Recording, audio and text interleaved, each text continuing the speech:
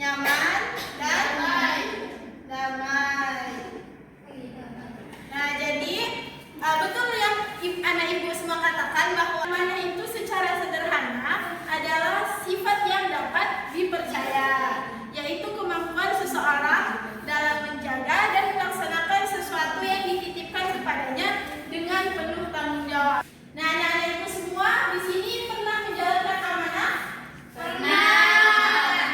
Ada yang mau berbagi ceritanya tentang sifat amanah? Ada Bu, Ana.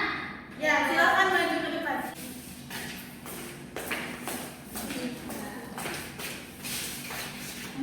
Iya, ceritakan. Jadi saya pernah jadi bendahara kelas. Nah, semua uang itu kan saya yang pegang. Jadi semua pengeluaran dan juga pemasukan itu saya catat dengan rapi dan saya laporkan setiap bulannya ke grup kelas. Jadi teman-teman itu percaya kepada saya karena saya menyusun semuanya itu dengan transparan dan juga jelas. Terima kasih. Baik, mari kita beri tepuk tangan kepada.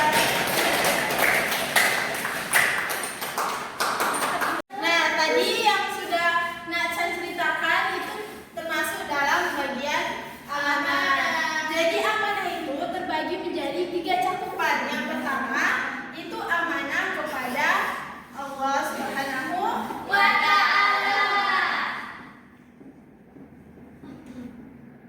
Yang kedua itu adalah amanah kepada diri sendiri.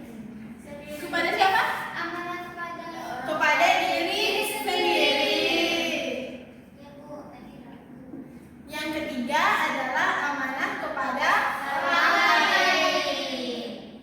Jadi amanah kepada Allah itu adalah bagaimana kita menjalankan syariat-syariat yang telah Allah tentukan seperti sholat, puasa, ataupun melaksanakan zakat. Sedangkan amanah kepada diri sendiri yaitu bagaimana kita memanfaatkan segala hal nikmat yang ada pada diri sendiri, misalnya kesehatan, anggota tubuh kita mau kita bawa kemana, mau kita arahkan ke perbuatan baik atau ke perbuatan buruk. Nah, yang ketiga yaitu amanah kepada orang lain, sesama manusia, yaitu segala sesuatu yang dibebankan kepada manusia dari manusia lainnya, baik itu dalam bentuk materi ataupun non materi. Nah, tadi Nakcan sudah cerita, kira-kira di antara 3 ini mana yang termasuk amanah Nakcan tadi? Yang ketiga Bu. Alasannya? Karena berlibat kepada orang lain juga Bu. Iya, betul, karena dia menjaga apa yang dititipkan oleh orang lain dalam bentuk materi. Nah, yang selanjutnya yaitu jujur. Jujur itu dalam bahasa Arab dikenal dengan kata sidik, yang artinya berkata benar.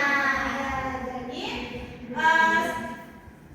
sidik ini adalah kesesuaian antara lahir dan batin, ucapan dan perbuatan, serta antara berita dan fakta. Nah, seseorang itu dikatakan jujur apabila dia berkata sesuai dengan kenyataan yang ada.